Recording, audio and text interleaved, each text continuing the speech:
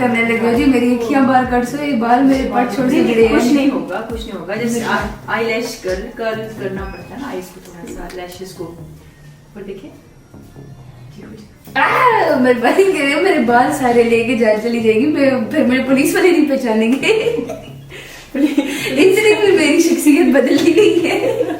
कुछ नहीं होगा आपको, कुछ नहीं होगा। अच्छा चलो, मुझे लैशेस तो लगा देंगे ना। ये लगाएंगे ये ना, फिर ये उतरेगी ना, तो मैं इतनी बड़ी लैशेस। लैशेस ग्लू है, सिंपल आराम से। तो ये उतरेगी कैसे? उतरते वक्त मेरी आँख तो नहीं बाहर आ जाएगी? आराम से उतर जाएगी। ये फाइटर सेल नहीं है, उतार के भेजेंगे ना, इधर से आपको उतार के भेजेंगे। बस देखना, आंखें ना उतार लेना, बाकी देख ले। नहीं, हम पुलिस वाले नहीं है।